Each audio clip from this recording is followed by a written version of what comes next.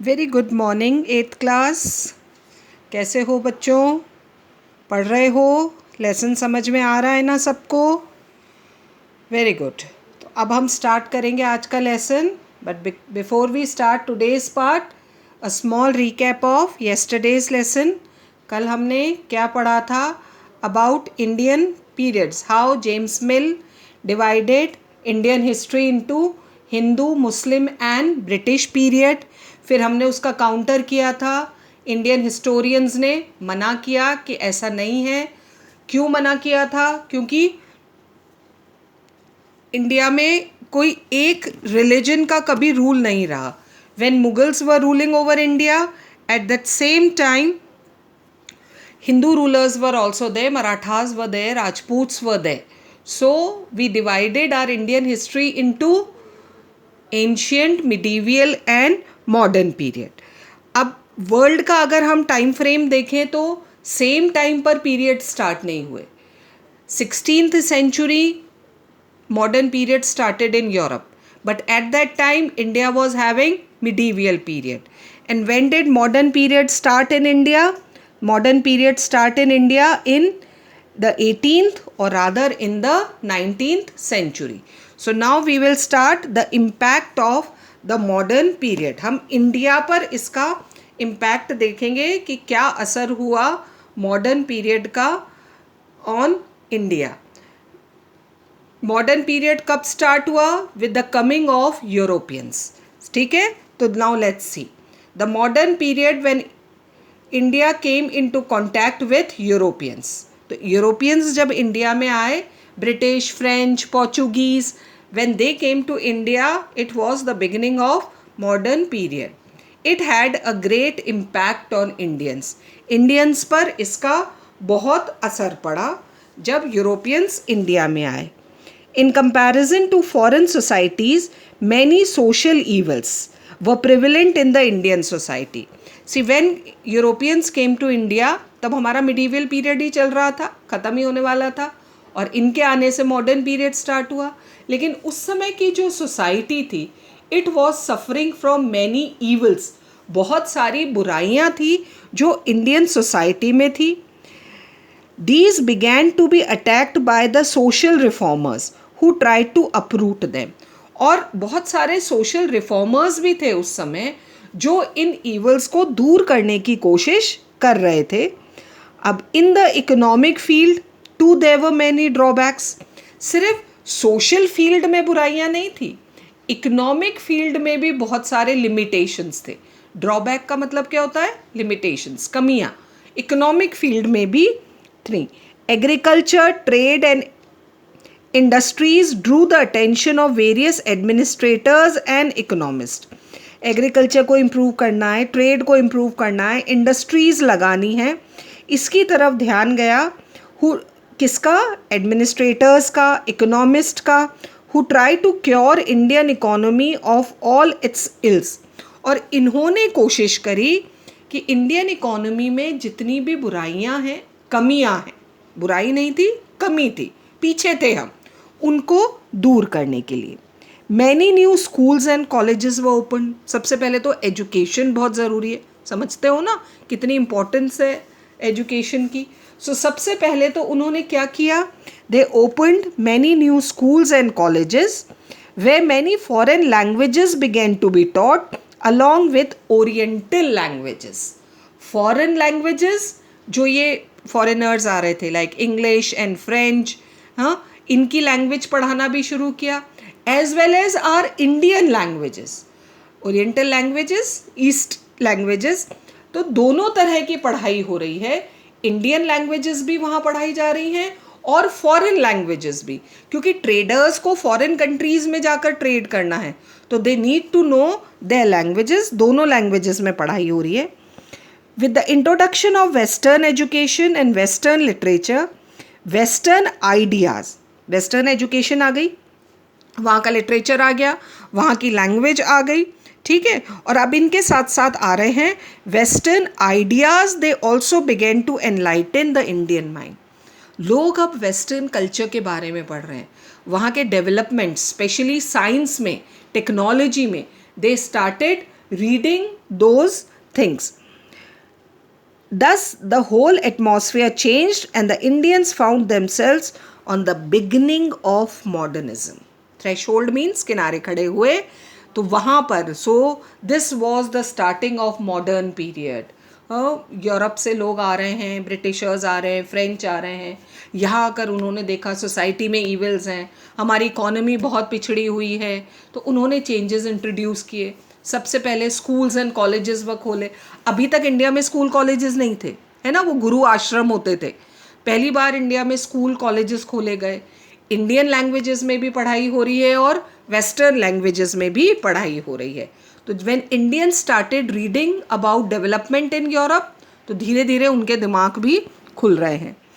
As soon as the Indians came in contact with western culture, history and philosophy, हमने वहाँ की history पढ़ी, philosophy पढ़ी, वहाँ के कल्चर के बारे में समझा. They were inspired by the high ideals of liberty, equality and fraternity. When Europeans came to India, what type of system was there in India? Monarchy, dynasty. Rule कर रहे थे ना, मुगल एम्पायर, मराठास एंड राजपूत्स, रोहिलास, अलग अलग जगह अलग अलग किंगडम्स थी. तो इंडिया में कौन सा सिस्टम था? मोनार्की का.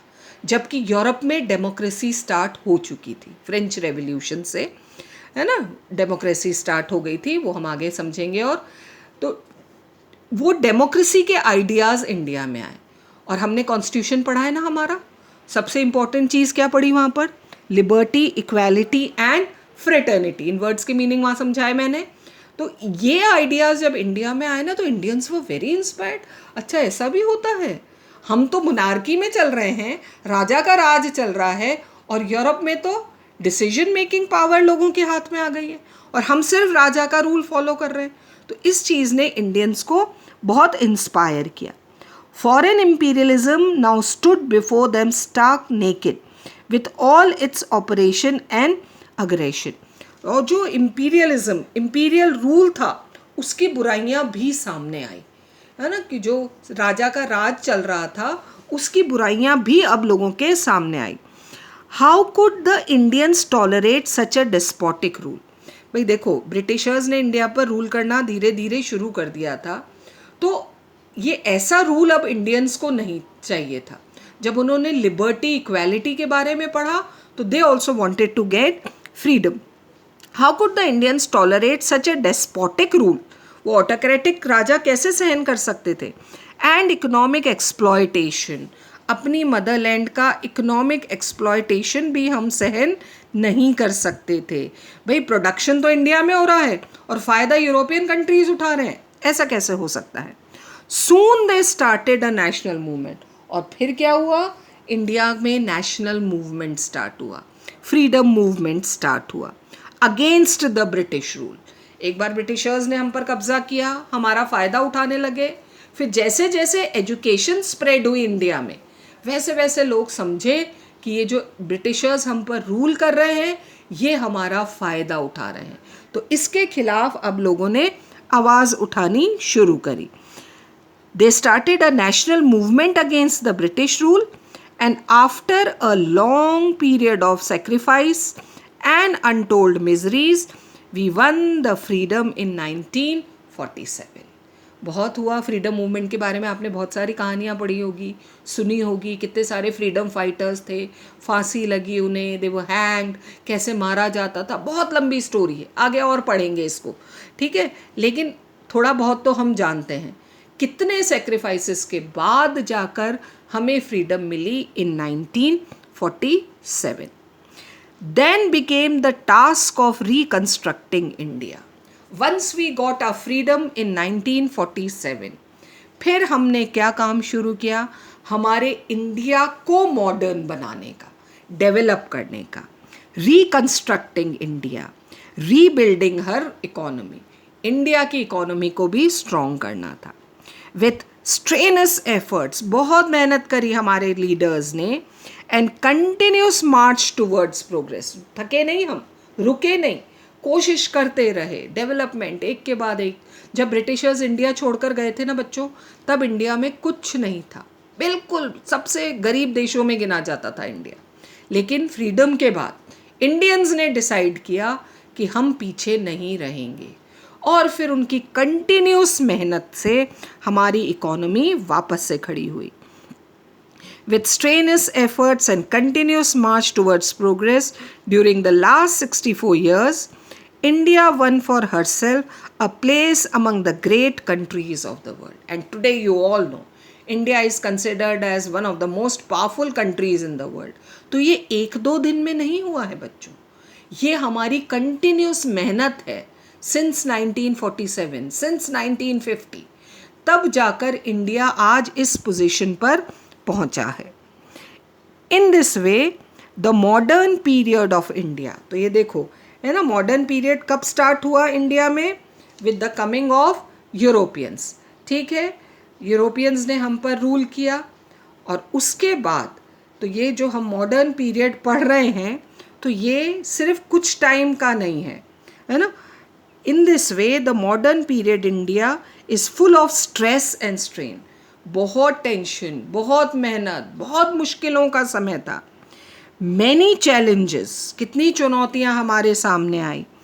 अप्स एंड डाउन्स, है ना, कभी हम हारे, कभी हम जीते, but still we Indians are trying to march forward. लेकिन हम रुके नहीं, थके नहीं हैं, और चलते रहे, आगे चलते रहे, gradually towards progress and prosperity.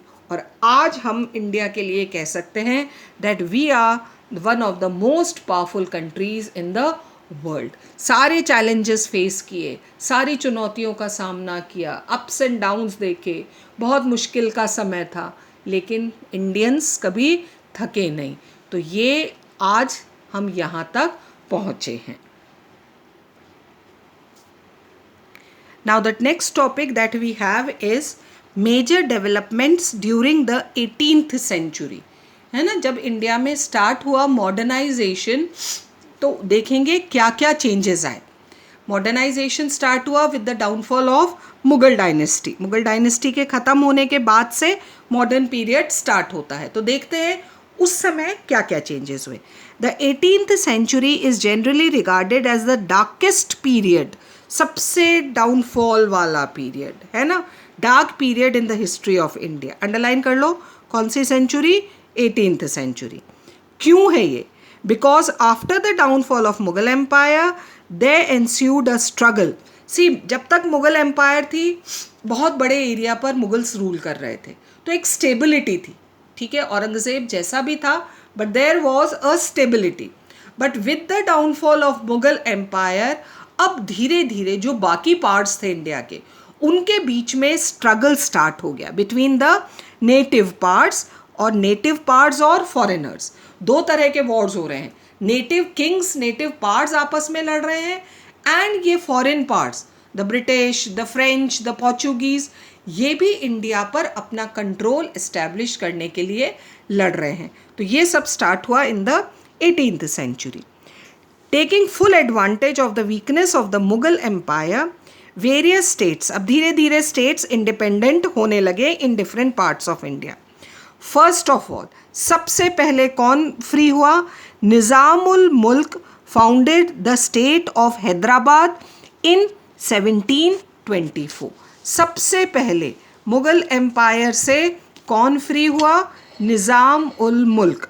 इन्होंने सबसे पहले मुगल एम्पायर की कमज़ोरी का फ़ायदा उठाते हुए अपने आप को इंडिपेंडेंट घोषित किया इन 1724. Then taking advantage of the weakness of the central authority, that means the Mughal power, मुर्शिद कुली खान एंड अली वर्दी खान, इन्होंने बंगाल को इंडिपेंडेंट कराया. अवध में न्यू गवर्नर आया सादत खान बुरहान उल मुल्क, इन्होंने अपने आप को इंडिपेंडेंट किया इन 1739. तो ये सब धीरे धीरे मुगल एम्पायर से फ्री होकर अपनी इंडिपेंडेंट स्टेट्स बना रहे हैं. विद इन नो टाइम धीरे धीरे ये सब भी फ्री हो गए. राजपूत्स, जाट, सिख, बंगाश, पठान्स एंड रोहिलास, इन्होंने अपने इंडिपेंडेंट स्टेट्स बना लिए नॉर्दर्न इंडिया में. Next to Hyderabad, the most important power that emerged in south was Mysore. Hyderabad के बाद Mysore became an independent power which was under Hyder Ali and his son Tipu Sultan. Marathas ने भी इस सिचुएशन का फ़ायदा उठाया and they made great inroads in the Mughal territory under there Peshwas. और various Maratha Peshwas जो थे उन्होंने धीरे धीरे मुगल एम्पायर से अपने सारे एरियाज छीनकर अपनी एक बड़ी मराठा एम्पायर बनाई. So one side the Indian parts were becoming independent and on the other side the Europeans also did not sit idle. वो भी खाली नहीं बैठे रहे. They were quick to capitalize on such a situation. उन्होंने भी इस सिचुएशन का फ़ायदा उठाया और अपनी एम्पायर एस्टेब्लिश करी इंडिया में. तो there was a struggle between the Portuguese, Dutch, French and British. Underline करो, these were the four parts which had come to India. The Portuguese, the Dutch, the French and the British. इनमें आपस में struggle start हुई to conquer India. From 1744 to 1763. थोड़े थोड़े time के बीच में interruption के बाद 3 Carnatic wars were fought between the English and the French. Underline कर लो, कर्नाटिक वॉर्स किसके बीच में हुए थे? Between English and French which were ultimately won by English. English जीत गए, उन्होंने फ्रेंच को, इंग्लिश कौन है? British. They won and French were defeated. Then there was a long struggle between English, Marathas. तो पहले तो इंग्लिश ने क्या किया? यूरोपियन पार्ट्स को ख़त्म किया, उन्हें भगाया यहाँ से. Then they started fighting with Indian parts. कौन कौन? Marathas, Mysore and Hyderabad. And towards the end of the 18th century the English were ahead of other parts in their resources and strength. और धीरे धीरे ब्रिटेन ने इन सारे पार्ट्स को हरा दिया, मराठास को, मैसूर को, हैदराबाद को, इवन राजपूत्स को. और धीरे धीरे उन्होंने काफ़ी बड़े एरिया पर अपनी एम्पायर तो बनाई. तो this was the starting of British empire in India. The confusion and disorder that prevailed in the country after the downfall of Mughal empire. और ये सब कब स्टार्ट हुआ? With the downfall of Mughal empire. क्योंकि औरंगज़ेब की डेथ के बाद there was no powerful Mughal ruler. तो इस कमी का फ़ायदा उठाते हुए इंडियन पार्ट्स इंडिपेंडेंट हुए और उनकी आपसी लड़ाई का फ़ायदा उठाया ब्रिटेन ने. तो that was the confusion in 18th century had a far reaching effect on the economy of the country. और इसका बहुत बुरा असर हुआ बच्चों हमारी इकोनॉमी पर. क्योंकि जब वॉर चलता है, जब लड़ाइयाँ चलती हैं, तब डेवलपमेंट नहीं हो सकता. As a result of the prevailing lawlessness. Country में क्या थी? लॉलेसनेस, लॉ की कमी, है ना. डिसऑर्डर था सब तरफ, लड़ाइयाँ चल रही हैं, कोई लॉ नहीं है, कोई राजा नहीं है. तो that was all confusion. Both agriculture and industries suffered a lot. Her field में हमें नुकसान हो रहा था.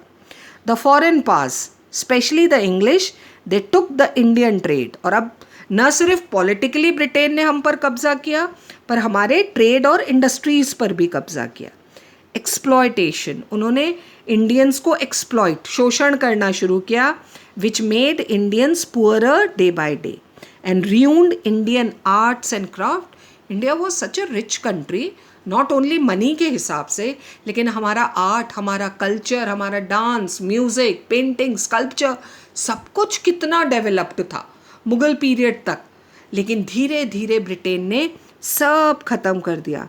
For which India was famous through out the world since ages. Ancient times से जो कुछ रिचनेस थी इंडिया में, कल्चर की, आर्ट्स की, इंडस्ट्रीज़ की, प्रोडक्शन की, एग्रीकल्चर, क्या नहीं था इंडिया में, वो सब धीरे धीरे किसने ख़त्म किया? The Britishers. तो दैट वाज द इम्पैक्ट जो हम पर हुआ with the coming of Europeans. आज हम इतना ही पढ़ेंगे बच्चों, और नेक्स्ट हम स्टार्ट करेंगे main sources of the history of, कहाँ से हमें ये सारी इंफॉर्मेशंस मिलती हैं. That will start tomorrow. Till then keep reading.